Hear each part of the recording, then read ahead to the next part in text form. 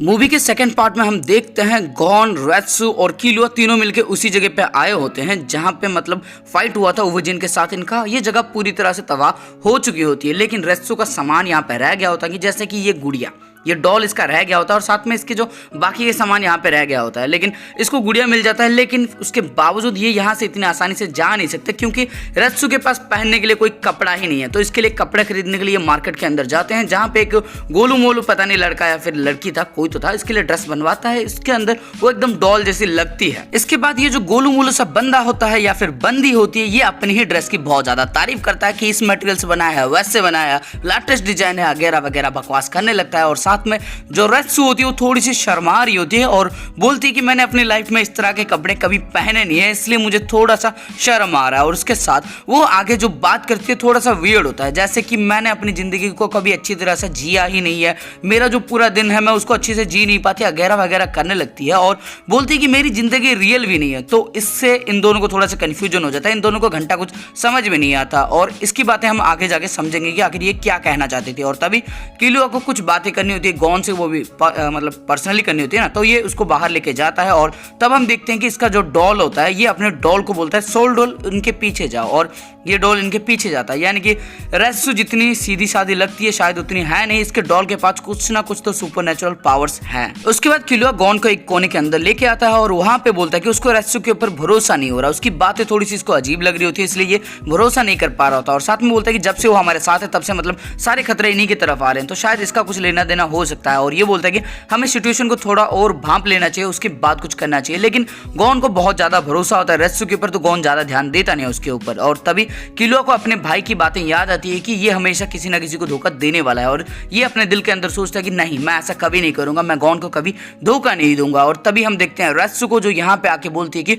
मुझे तुम्हारी मदद करने दो किलुआ। ये डायरेक्ट किलुआ से बातें करती है क्योंकि शायद इसको भी पता लग चुका है कि किलुआ को डाइट हो रहा है इसके ऊपर, तो ये किलुआ से जाके बातें करती है और बोलती है कि तुम अपने दोस्तों की आंखों के लिए बहुत कुछ कर रहे हो और मुझे तुम्हारी मदद करने दो। और गॉन बोलता है कि हमारे पास और कोई चारा भी नहीं है इससे मदद लेने का, तो हमें इसकी मदद ले लेनी चाहिए। और ये यहाँ से निकल जाते हैं। जब ये बाहर निकल रहे होते हैं तब गॉन ऑब्जर्व करता है कि इसके हाथों में इसका डॉल नहीं होता और ये पूछता है कि तुम्हारा डॉल कहाँ पे है। लेकिन रेत्सु बड़े ही चालाकी से बोल देती है कि इसका डॉल इसने शॉपकीपर के पास रख दिया है, लेकिन जो डॉल होता है वो तो अभी यहीं पे होता है, कहीं पे छुप के बैठा होगा। और जब ये निकल जाते हैं वहां से, उसी जगह पे एक मतलब इंसानी क्रिएचर जैसा कुछ बनने लगता है और वो एकदम इल्यूमी जैसा देखने को होता है। यानी कि शायद इसने उसके माइंड के अंदर से इल्यूमी को देख लिया हो और इल्यूमी जैसा एक पपेट बन गया हो, मतलब वो जो सोल डॉल था ना वही अभी पपेट बन चुका है इल्यूमी का। इसके बाद रेत्सु इनको उसी जगह पे लेके आ जाते हैं जिनकी इनको तलाश होती है और जब ये जगह को देखते हुए बिल्कुल वैसा ही होता है जैसा कुरापिका ने देखा होता है और ये एकदम सही जगह पे होते हैं। और इसके बाद ये अंदर जाने का सोचते हैं, लेकिन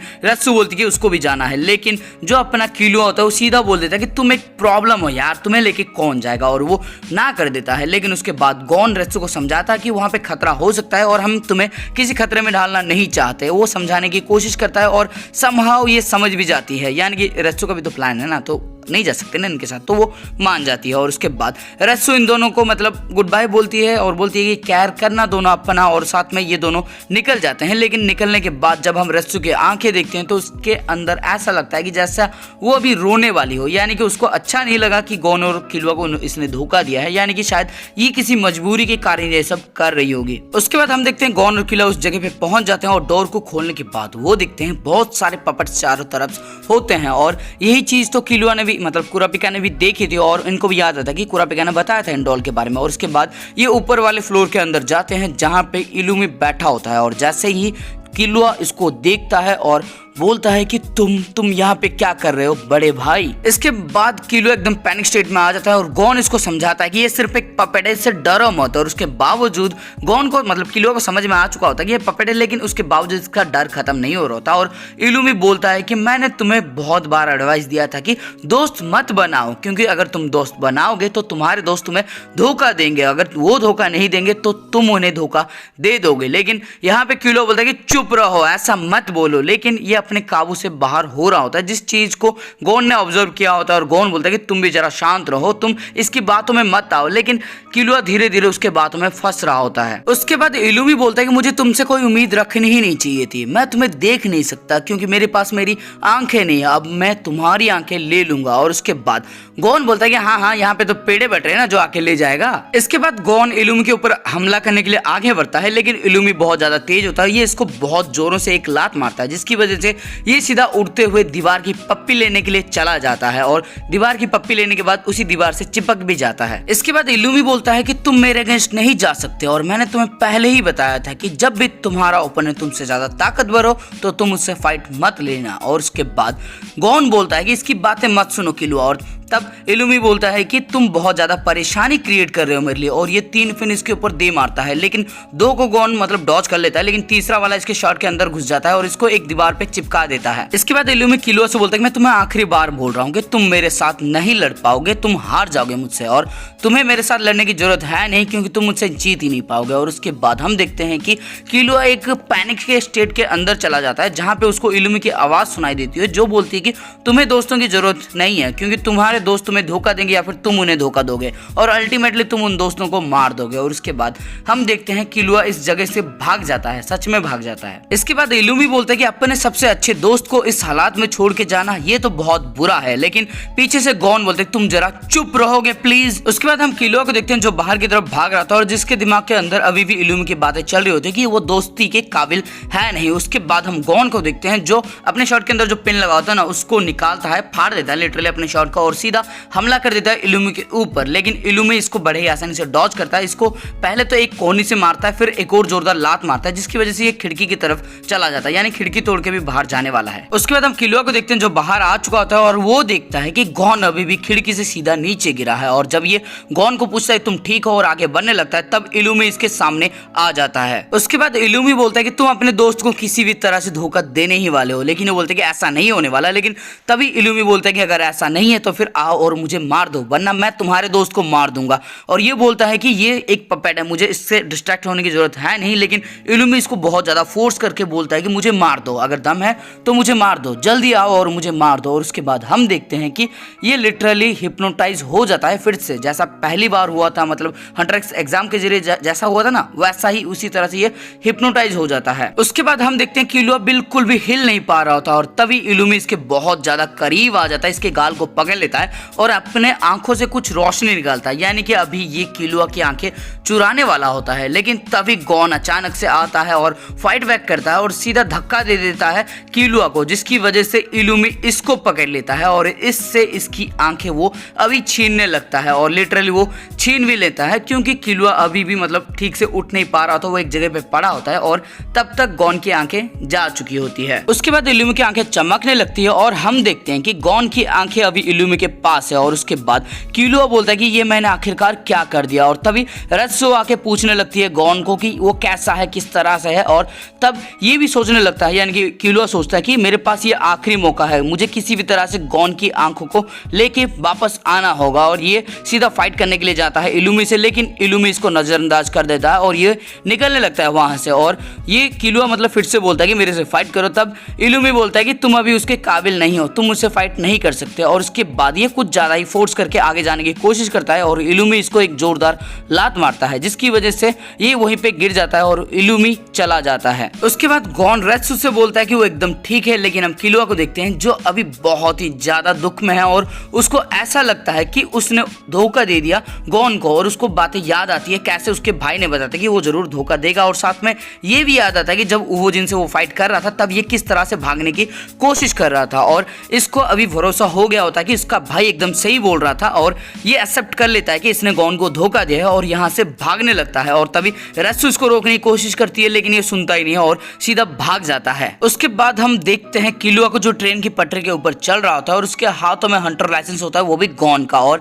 ये बोलता है कि ये हंटर लाइसेंस मुझे गॉन की सारी यादें दिलाती है, मतलब किस तरह से ये दोस्त बने थे, किस तरह से हंटर एग्जाम दिया था, सब कुछ उसको याद आ रहा था एक फ्लैशबैक के जरिए। और उसके बाद जब फ्लैशबैक खत्म होता है तब हमें देखने को मिलता है कि ये बहुत ज्यादा रो रहा होता है, इसकी आंखों से मतलब आंसू बंद ही नहीं हो रहा था और ये बोलता है कि मैंने गॉन को धोखा दे दिया। और उसके पीछे से एक ट्रेन आ रही होती है जो इसको टक्कर मारने वाली होती है, लेकिन इसका ध्यान बिल्कुल भी नहीं होता और तभी अचानक से गॉन आता है, इसको बचा लेता है, वरना ये चटनी बन जाता। उसके बाद गॉन किलुआ से पूछता है क्या तुम ठीक हो, और किलुआ बोलता है कि तुमने मुझे कैसे ढूंढा। तब ये बताता है कि तुम्हारे सेंट से मैंने तुम्हें ढूंढ लिया, बारिश हो रही थी, थोड़ी मुश्किल हुई, लेकिन किसी तरह से मैंने तुम्हें ढूंढ लिया। उसके बाद किलुआ बोलता है कि तुम मेरे लिए इतना कुछ क्यों कर रहे हो, मैंने तुम्हें अभी अभी धोखा दिया है। तब ये बोलता है क्या बातें कर रहे हो, हम मिलके फाइट कर रहे थे और अगर तुम मुझे कभी धोखा भी देते हो ना, उसके बाद भी मैं तुम्हारे ऊपर भरोसा रखूंगा। उसके बाद किलुआ रेत्सु के बारे में पूछता है, लेकिन गॉन बोलता है कि क्योंकि मैं तुम्हारे पीछा भाग कर रहा था तो मुझे नहीं पता कि रेत्सु कहाँ पे है, लेकिन मुझे लगता है कि शायद वो ओमोकागो के प्लेस में गई होगी। और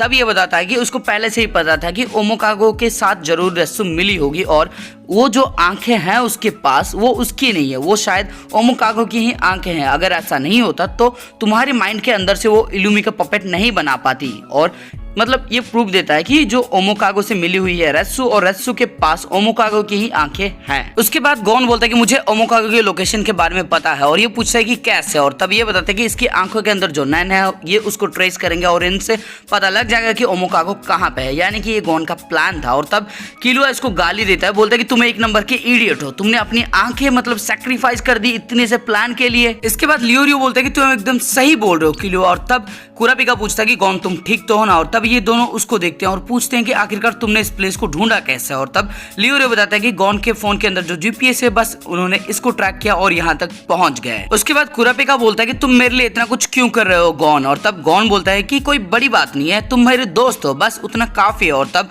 कुरापिका बोलता है कि सच में मुझे बहुत अच्छे दोस्त मिले हैं। और उसके बाद किलुआ बोलता है कि तुम कुछ जल्दी ही थैंक्स बोल रहे हो क्योंकि काम अभी बाकी है। और तब लियोरियो बोलता है कि फिर चलो जल्दी से इसको खत्म करते हैं। उसके बाद हम इल्यूमी को देखते हैं जो बाहर का नजारा देख रहा था, वो भी गॉन की आइज की मदद से। और तभी ये बोलता है कि ये आंखें काफी खूबसूरत हैं, लेकिन उसके पीछे ओमोकागो होता है जो बोलता है कि आंखें तो काफी खूबसूरत हैं, लेकिन रेत्सु तुम्हारे ऊपर ये आंखें बिल्कुल भी अच्छी नहीं लगेंगी, लेकिन उसके बावजूद ये आंखें मेरी कलेक्शन के अंदर जा सकती है। और तभी रेत्सु थोड़ा सा दुखी होती है और तब ये बोलता है कि यार तुम्हारे लिए ये सब मैं नहीं कर रहा। तब रेत्सु बोलती है कि मैंने आपको कभी नहीं कहा कि ये सब करो। उसके बाद ओमोकागो बोलता है कि तुम ही तो वो रीजन हो जिसके लिए मैं गॉड्स पपेटियर बना, और वो बताता है कि एक पपेट को जान देने के लिए ह्यूमंस आई की जरूरत होती है और तुम पहले थी जिसकी आंखें मैंने निकाली थी। और हमें पता चलता है कि इस कमीने ने अपनी बहन यानी कि छोटी सी बहन की आंखें निकाल दी होती जिसकी वजह से इसकी मौत हो जाती है, और उसके बाद वो उन्हीं आंखों को लेकर इसको एक पपेट में कन्वर्ट कर देता है, यानी कि अपनी खुद की बहन को मार दिया और उसके बाद एक पपेट बना दिया उसका। उसके बाद ओमोकागो बोलता है कि मैंने तुम्हें पपेट बना के फिर से जिंदा किया और बस अभी तलाश कर रहा हूँ कि परफेक्ट आइज के लिए तुम्हें जो आइज सूट करें। लेकिन तभी रेत्सु बोलती है कि मुझे उसकी कोई जरूरत है नहीं, तुम हो सके तो गॉन की आंखें भी फिर से लौटा दो। उसके बाद ओमोकागो बोलता है कि तुम मेरी इजाजत के बिना गॉन और किलुआ से मिली थी, इसलिए अब हमसे कोई मिलने आया है, मुझे अपनी आंखें दे दो। और तब हम देखते हैं कि रेत्सु से ये उसकी आंखें छीनने लगता है, यानी कि ये आंखें एकदम से पहले से ओमोकागो की ही थी और गॉन एकदम सही था, जो आंखें इसने देखी थी वो ओमोकागो की ही थी। उसके बाद हम देखते हैं कि ये चारों पहुंच चुके होते हैं ओमोकागो के कैसल के पास, और तब ये बताते हैं कि ओमोकागो से आंखें लेना इतना आसान होगा नहीं, और क्योंकि अभी कुरापिका और गॉन लड़ भी नहीं सकते क्योंकि इनके पास इनकी आंखें है नहीं, तो लियोरियो और मुझे ही सब कुछ करना होगा, जिसका मतलब यह है कि ये इतना आसान होने वाला है नहीं। लेकिन तभी कुरापिका बोलता है कि अगर सिचुएशन हाथ से कंट्रोल से बाहर जाएगी तो हम नैन का यूज करके भी फाइट कर सकते हैं, और ये बोलते हैं कि ये तो अच्छी बात है। और उसके बाद ये प्लान बनाते हैं कि हम चारों को अपनी ताकत को एक साथ कंबाइन करना होगा, वरना हम ओमोकागो से फाइट नहीं कर पाएंगे, ओमोकागो से जीतना बहुत ज्यादा मुश्किल होगा। और उसके बाद ये सीधा कैसल के अंदर जाते हैं और जहां पे किलुआ इनको बताता है कि यहाँ पे कोई नहीं है, लेकिन जब ये पूरा अंदर जाते हैं तब वहां पे ओमोकागो होता है जो इनको वेलकम करता है, और तब इन्हें पता लगता है कि ओमोकागो एक्चुअली में जेत्सु यूज कर रहा होता है, कि जैसा कि ये कर रहे होते हैं ना जेत्सु का यूज, वैसे ही ओमोकागो भी कर रहा होता है। इसके बाद कुरापिका पूछता है क्या तुम ही ओमोकागो हो, और क्या तुम 5 साल पहले स्पाइडर का मेंबर हुआ करते थे, यानी कि फैंटम ट्रूप का मेंबर हुआ करते थे जब कोटा क्लैन के ऊपर अटैक हुआ था। और तब ये बोलता है कि मुझे काफी मजा आया था जब मैंने कोटा क्लान की छाती को फाड़ दिया था। उसके बाद कुरापिका बहुत ही ज्यादा गुस्से में आ जाता है और तब ये जो ओमोकागो होता है ये बोलता है कि तुम्हारे पास और स्कारलेट आए हैं क्या, क्योंकि मेरे पास तो तुम्हारे हैं और तुम्हारे वाले अभी पायरो के हो चुके हैं। और तब ये बोलता है कि पायरो की बॉडी के साथ तुम्हारी आंखें और इलुमी की बॉडी के साथ गॉन की आंखें काफी खूबसूरत लगती हैं जब वो मेरे पपेट्स होते हैं। उसके बाद गॉन सवाल करता है कि रेत्सु भी यहाँ पे है और तब ये बोलता है कि हाँ वो भी यहाँ पे है और उसी के लिए तो मैं गॉड्स पपेटियर बना। मैंने एक ऐसा डॉल बनाया जो जीती जागती डॉल हुआ करती थी। और वो बोलता है कि अगर तुम्हें पसंद है, तुम चाहते हो रेत्सु को, तो तुम चाहो तो उसके लिए और भी आंखें ला सकते हो। लेकिन गॉन बोलता है कि अगर मैं ऐसा कर भी दूं तो भी रेत्सु खुश नहीं होगी। उसके पास भले ही अमर हो गई हो लेकिन वो अभी भी खुश नहीं है। और तब कुरापिका बोलता है कि पायरो के साथ भी सेम हो रहा है, वो भले ही अमर हो लेकिन वो खुश बिल्कुल भी नहीं है। उसके बाद किलुआ बोलता है कि अगर तेरा भाषण खत्म हो गया तो गॉन और कुरापिका की आंखें लौटा दे। तब ओमोकागो बोलता है कि तुम समझे नहीं, मैं यहाँ पे किसी की आंखें लौटाने के लिए नहीं आया, उल्टा तुम दोनों की आंखें यानी कि लियोरियो और किलुआ तुम दोनों की आंखें मैं लेने के लिए आया हूँ। उसके बाद ओमोकागो इलुमी और पायरो दोनों से बोलता है इनसे फाइट लेने के लिए और ये दोनों भी फाइट लेने के लिए आगे बढ़ जाते हैं। उसके बाद गॉन किलुआ से बोलता है कि इस बार हम हार नहीं सकते। और उसके बाद हम देखते हैं कि पायरो के सामने कुरापिका और लियोरियो होते हैं, जहां पे पायरो बोलता है कि तुम्हारे और भी दोस्त हैं, मुझे लगा मैं ही सिर्फ तुम्हारा दोस्त हूं। लेकिन कुरापिका बोलते हैं कि तुम पायरो ही नहीं हो। और ये बोलता है कि हो सकता है लेकिन अभी मैं तुम्हारे दोस्त की भी आंखें ले लूंगा। और कुरापिका बोलता है कि तुम ऐसा नहीं कर सकते। और तब पायरो बोलता है कि अगर तुम मुझे बीच में रोकने की कोशिश करोगे तो मैं तुम्हारी जान ले लूंगा। इसके बाद पायरो सीधा अटैक कर देता है कुरापिका के ऊपर, लेकिन अचानक से लियोरियो आता है और इसके अटैक को ब्लॉक करता है। और थोड़ी देर के लिए ये उसके अटैक को ब्लॉक करता है लेकिन अपर हैंड जो है वो पायरो के हाथ में होता है और पायरो इसको एक जोरदार लात मारता है जिसकी वजह से ये बहुत दूर जाके गिरता है। उसके बाद कुरापिका बोलता है कि तुम पायरो की तरह भले ही जी रहे हो लेकिन तुम सिर्फ मेरी मेमोरीज से बने हो। लेकिन पायरो बोलता है कि मुझे सब कुछ याद है, बहुत ही ज्यादा क्लियर तरीके से याद है, मुझे ग्रैंडफादर याद हैं, तुम्हारे मदर याद हैं, तुम्हारे फादर तक मुझे याद हैं। जिसको सुनने के बाद कुरापिका थोड़ा सा सदमे में चला जाता है और इसी का फायदा उठाता है पायरो और इसके पेट में एक जोरदार वार करता है जिसकी वजह से कुरापिका वहीं पे घुटने टेक देता है। उसके बाद पायरो बोलता है कि अगर तुम मर भी गए तो हम पपेट की तरह फिर से जी सकते हैं, फिर से वही दोस्ताना वाला जिंदगी हम जी सकते हैं। और इसके ऊपर वो एक फाइनल अटैक करने वाला होता है जिसकी वजह से कुरापिका मर ही जाता है। लेकिन अचानक से वहां पे लियोरियो फिर से आ जाता है, इसके अटैक को ब्लॉक करता है और साथ में कुरापिका को हौसला देता है और बोलता है कि उठो कुरापिका, ये भले ही तुम्हारा अच्छा दोस्त था लेकिन ये मर चुका है, मेरे भी दोस्त मर गया था, तुम्हें तो याद ही होगा, तुम्हें उठना होगा, तुम्हें लड़ना होगा इससे। भले ही पायरो तुम्हारा एक बहुत अच्छा दोस्त था लेकिन अभी तुम्हारे पास हम है तो तुम्हें उठना ही होगा। और उसके बाद पायरो इसको एक जोरदार से फिर से वार करता है जिसकी वजह से ये और दूर जाके गिरता है। इसके बाद पायरो अटैक करता है कुरापिका के ऊपर लेकिन कुरापिका इसको बड़ी आसानी से डॉज कर देता है। उसके बाद फिर से पायरो अटैक करता है और कुरापिका फिर से डॉज करता है लेकिन इस बार जो कुरापिका की पट्टी होती है उसके ऊपर अटैक लगता है जिसकी वजह से वो पट्टी फट जाती है और ये पीछे जाके खड़ा होता है और बोलता है सीधा लियोरियो से कि मुझे माफ कर देना लियोरियो, अब मैं अपने आप को बिल्कुल भी नहीं रोकूंगा। उसके बाद हम इलुमी को देखते हैं जो सीधा अटैक करने वाला होता है गॉन और किलुआ, यानी कि 2 वर्सेस 1 की सिचुएशन यहाँ पे भी है और यहाँ पे इलुमी बहुत ज्यादा भारी पड़ता है इन दोनों के ऊपर। ये पहले गॉन के ऊपर बहुत सारे पंचेस जड़ता है, फिर किलुआ के ऊपर पंचेस जड़ता है और ये दोनों कुछ कर भी नहीं पाते, ये सिर्फ उसको ब्लॉक कर पाते हैं। और उसके बाद वो लगातार बहुत सारे किक भी मारता है इन दोनों को और दोनों के दोनों सिर्फ ब्लॉक कर पाते हैं और कुछ हो नहीं रहा होता इनसे, ना ये अटैक कर पा रहे होते हैं ना ही उसको डॉज कर पा रहे होते हैं, सिर्फ ब्लॉक कर पा रहे होते हैं। उसके बाद हम देखते हैं इलुमी अचानक से गॉन और किलुआ के पीछे आता है और पीछे से दोनों को बहुत ही तगड़ा सा अटैक करता है जिसकी वजह से ये दोनों बहुत दूर जाके गिरते हैं। उसके बाद इलुमी इनकी तरफ आता है और किलुआ से बोलता है कि किलुआ तुम सिर्फ एक पपेट हो डार्कनेस के, तुम्हारे पास कोई पैशन नहीं है, तुम मतलब दोस्ती के लायक हो ही नहीं हो और साथ में अगर तुम कहीं पे दोस्त बनाते हो तो तुम जरूर उनको मार दोगे क्योंकि तुम नेचर से किलर हो। तुम्हें अगर किसी चीज से खुशी मिलती है तो वो है डेथ, वो भी किसी और की, तुम्हारे हाथों से। लेकिन तभी गॉन बोलता है कि तुम जरा चुप रहोगे, किलुआ वैसा नहीं है जैसा तुम सोचते हो, किलुआ मेरा बेस्ट फ्रेंड है, कोई मर्डरर नहीं है। और तब वो किलुआ को समझाता है और बोलता है कि देखो हमें तुम्हारे भाई के साथ लड़ना होगा, ये सिर्फ एक पपेट ही तो है और साथ में तुम वैसे नहीं हो जैसा ये बातें कर रहा है, हमें एक साथ फाइट करना होगा ताकि हम इसको हरा सकें। और इस बार किलुआ अपने दिल के अंदर सोचता है कि मुझे गॉन के ऊपर बहुत ही ज्यादा स्ट्रेस करना होगा। उसके बाद इलुमी बोलता है कि मैंने तुम्हें पहले ही बताया था किलुआ कि अपने से बड़े अपोनेंट से कभी फाइट नहीं करते और उसके बाद वो अचानक से हमला कर देता है इन दोनों दोनों के ऊपर और तभी सीन शिफ्ट हो जाता है सीधा कुरापिका की तरफ, जहाँ पे हम देखते हैं कुरापिका अपने नन की मदद से मतलब महसूस कर पा रहा होता है पायरो को, और जब पायरो उसके ऊपर हमला करने वाला होता है तब ये भी उसके ऊपर हमला कर देता है। पायरो कुछ इसका कर नहीं पाता, लेकिन पायरो के पेट के अंदर ये अपना तलवार घुसेड़ देता है, जिसकी वजह से पायरो वहीं पे ढेर हो जाता है। इसके बाद हम गॉन और किलुआ को देखते हैं जो एक साथ इलुमी के ऊपर हमला करने वाले होते हैं। किलुआ अपना जो हाथ होता है ना वो अंदर घुसेड़ने वाला होता है और ये पंच मारने वाला होता है, साथ में इलुमी भी हमला कर रहा होता है, लेकिन ये दोनों इलुमी को बड़े ही आसानी से नहीं थोड़ी सी मुश्किल से डॉज करते हैं, और जैसे ही डॉज करते हैं वैसे ही उसके छाती के अंदर इनका हाथ डाल देते हैं, जिसकी वजह से इलुमी यहाँ पे मारा जाता है। उसके बाद जैसे ही इलुमी मरता है वैसे एक बड़ी रोशनी क्रिएट होती है, और उसके बाद हम देखते हैं गॉन को उसकी आंखें वापस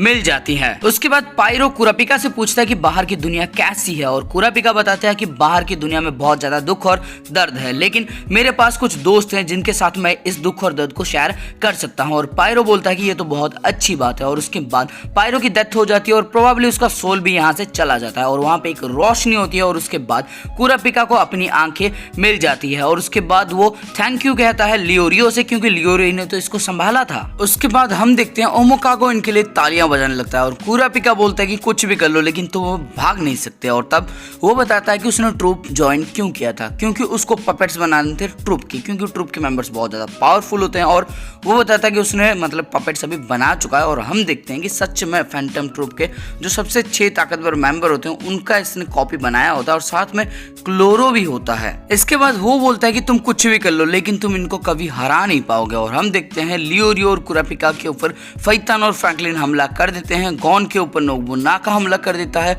और पीछे से जो क्लोरो होता है वो भी अपना बुक निकाल के इंडोर फिश को चालू कर देता है। और तुम्हें पता है इंडोर फिश बहुत ही ज्यादा खतरनाक टेक्निक है, और ये जो फिश होती है ये सीधा पीछे पड़ जाते हैं किलुआ का, और किलुआ किसी तरह से बचने की कोशिश करता है, और तब हम देखते हैं कि इस इंडोर फिश को आके लगता है ताश की पत्तियां, और ताश की पत्तियां का मतलब होता है हिसोका, और हिसोका यहाँ पे पहुंच जाता है इन दोनों की मदद के लिए, क्योंकि अगर वो मदद नहीं करेगा तो प्रोबेबली ये दोनों मर जाएंगे, और मर जाएंगे तो उसका फिर फाइट नहीं हो सकता गॉन के साथ। और वो आने के बाद सीधा माची के पेट के अंदर हाथ डाल के माची को खत्म कर देता है, इंडोर फिश को भी खत्म कर देता है, और उसके बाद ये बोलता है कि तुम्हें इन पपेट से लड़ने के लिए इतनी मुश्किल क्यों हो रही है। ओमोकागे हिसोका को देखने के बाद बोलता है कि मैं तुम्हारा भी एक पुतला बनाऊंगा, और तब कुरापिका बोलता है कि ऐसा मैं करने तुम्हें नहीं दूंगा, और ये बोलता है कि तेरी परमिशन नहीं मांगी मैंने। और तब कुरापिका बताता है कि तुम्हें कोई हक नहीं है कि किसी मरे हुए को फिर से जिंदा करने का, मैं पायरे का हार्ट को मतलब आजाद करके ही रहूंगा। और तब गॉन भी बोलता है कि रेत्सु भी ज्यादा कुछ खुश नहीं है, उसको भी आजाद करना जरूरी है। और तब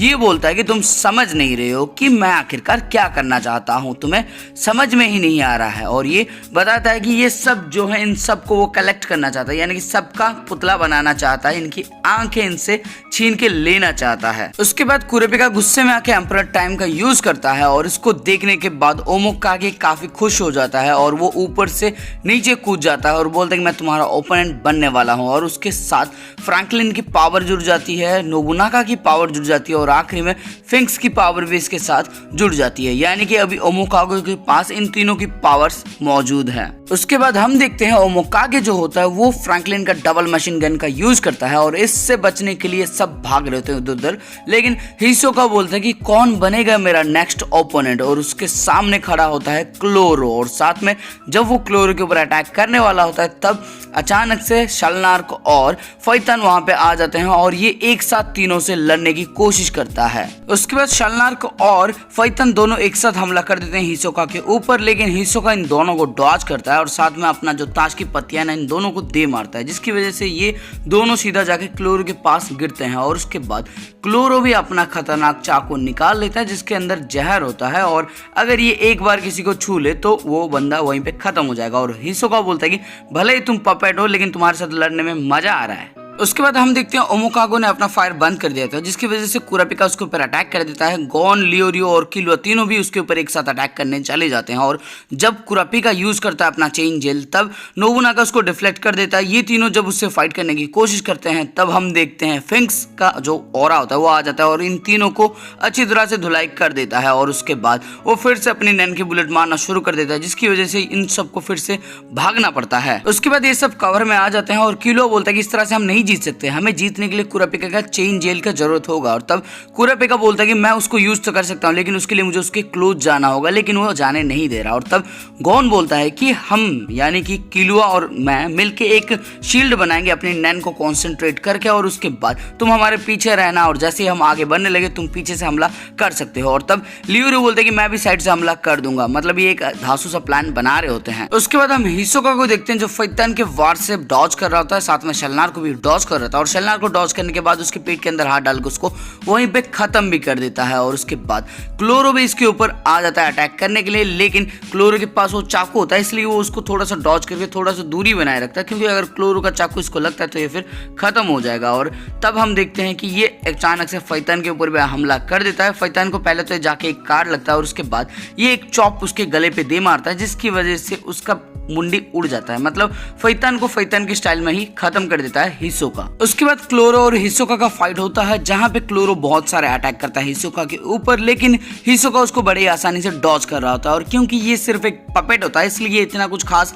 लड़ नहीं पाता, लेकिन अगर ओरिजिनल क्लोरो होता तो शायद हिसोका को तकलीफ होती है। और उसके बाद हिसोका अपना बंजी गम का यूज करता है, और ये तो पपेट है, इसको क्या ही समझ में आएगा, उसको समझ में कुछ आता नहीं है। और इसके सीने के अंदर एक तलवार आके घुस जाता है, जिसकी वजह से बहुत ज्यादा वीक हो जाता है, लेकिन मरता नहीं है। और उसके बाद वो उस हालत में भी फिर से अटैक करता है, लेकिन हिसोका उसको डॉज करके फिर से बंजी गम का यूज करता है, जिसकी वजह से इसका सर और जो धड़ होता है वो अलग हो जाता है, यानी कि अभी क्लोरो भी मारा जा चुका है। और तब हिसोका देखता है सीधा पपेटियर की तरफ और उसको बोलता है कि यहाँ पे खत्म हो गए सब, क्या तुम कुछ और पपेट को मेरे लिए भेजोगे। इसके बाद ओमोकागो को बहुत ज्यादा गुस्सा आता है और सीधा हमला कर देता है हिसोका की तरफ, और वो भी फ्रैंकलिन के अटैक से करता है। और वहां पे थोड़ा सा एक डिस्ट्रैक्शन क्रिएट हो जाता है, जिसकी वजह से गॉन और क्यूला सीधा इसके ऊपर हमला करने के लिए आगे बढ़ते हैं, और ये अपना जो अटैक है उसको मूव करवाता है, चेंज करवाता है गॉन और क्यूला की तरफ, लेकिन ये अपना नैन का यूज करके एक शील्ड क्रिएट कर देते हैं, जिसकी वजह से इनको ज्यादा कुछ चोट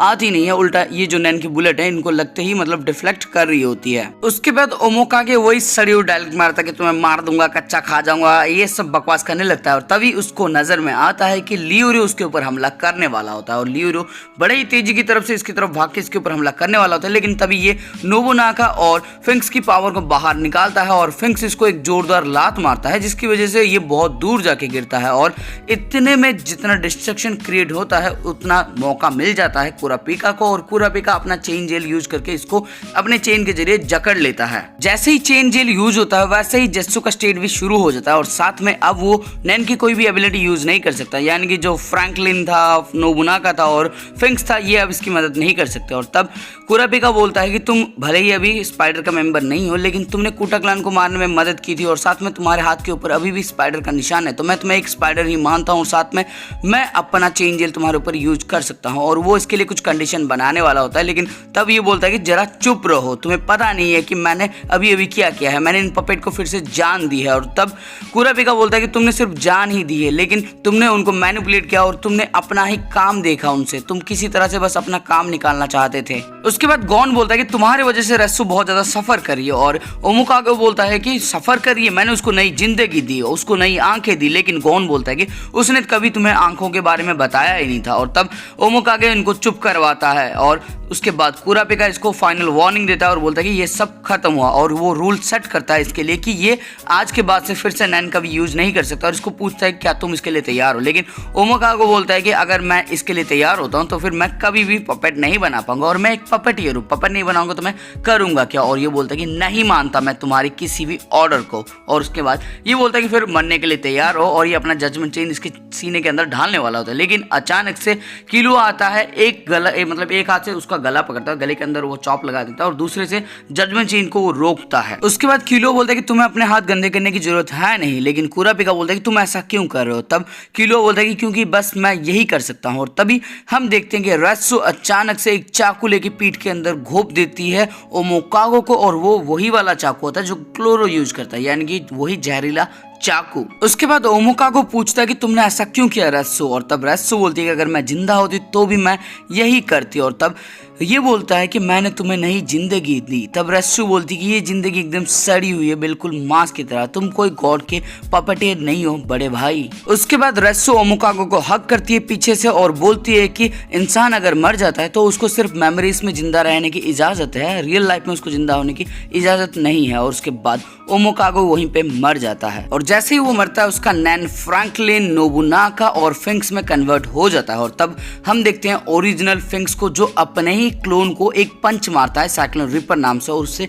खत्म कर देता है। फिर ओरिजिनल फ्रैंकलिन को देखते हैं जो नैन बुलेट की मदद से अपने ही डुप्लीकेट को मार देता है, यानी पपेट को मार देता है। और आखिरी में हम देखते हैं नोबुनागा को जो अपने ही डुप्लीकेट को काट देता है, पीस कर देता है, छोटे छोटे पीसेस में बांट देता है और बोलता है कि भले ही ये पपेट है लेकिन इसको मारने में मेरे को कुछ अच्छा लग नहीं रहा। उसके बाद हम देखते हैं फैंटम ट्रूप का पूरा मेंबर यहाँ पे होता है और साथ में हिसोका भी यहीं पे तो पहले से ही था। और तब जो फिंक्स होता है वो धमकी देता है चेन यूजर को और बोलता है कि चेन यूजर में तेरे को अभी मार देगा। लेकिन हम देखते हैं नोबुनागा और फिंक्स दोनों इनको मतलब इग्नोर करके निकल जाते हैं। और तब माची बोलती है इसका कोई मतलब है ही नहीं, क्योंकि अगर तुम इसको मार दोगे तो जो बॉस के पास जो चेन लगे वो और भी ज्यादा टाइट हो जाएगा और बॉस की जान चली जाएगी। उसके बाद कुरापिका बोलता है लेकिन मैं उससे पहले तुम्हें जाने दे दूंगा। और हम देखते हैं कुरापिका इतना बोलने के बाद नीचे अपने घुटने टेक देता है, क्योंकि उसने अपना नैन को बहुत ज्यादा यूज कर लिया होता है, वो बहुत ज्यादा थक चुका होता है और ये अभी लड़ने के काबिल होता नहीं है। और उसके बाद हम देखते हैं नोबुनागा को जो बोलता है कि पहले मैं बॉस की प्रॉब्लम को सोल्व कर लूं, उसके बाद मैं तुमसे अपना बदला लेने के लिए फिर से जरूर आऊंगा। उसके बाद फिंक्स बोलता है जब टाइम आएगा मैं तुम्हें नर्क का स्वाद चखाऊंगा कि कैसा लगता है, अपने दिमाग के अंदर ये बात रख लेना। और तब